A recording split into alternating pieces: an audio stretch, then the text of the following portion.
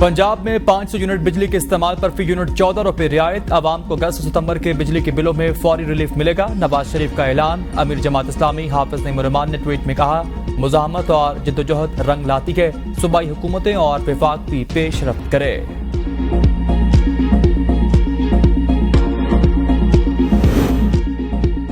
खैबर पख्तूनख्वा में एमपॉक्स के मजीद 2 cases report हो चुके। मरीजों की तादाद 3 हो गई। DG health services Salim Khan के मुताबिक तीनों मरीजों को करंतना में रखा जा रहा। कांगो में केसेस के करीब ममालिक में फैलने के बाद WHO ने हेल्थ इमरजेंसी नाफिज की थी।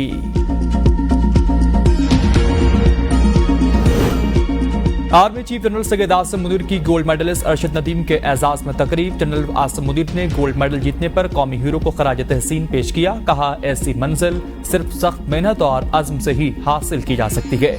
तकरीब में कौमी cricket team, street football team के खिलाड़ियों की भी शिरकत।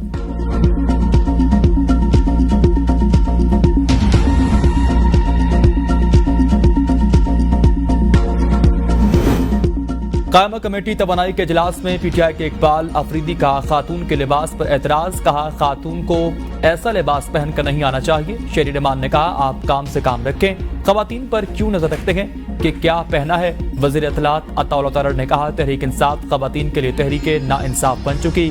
PTI इकबाल अफरीदी के खिलाफ एक्शन ले, इनकी पार्टी रुकनियत मुअत्तल होनी चाहिए।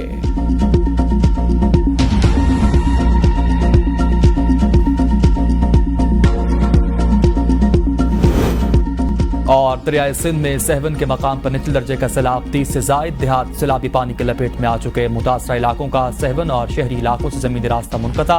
3 लाख क्यूसिक पानी करवेला कोटड़ी बैराज के तरफ रवाना।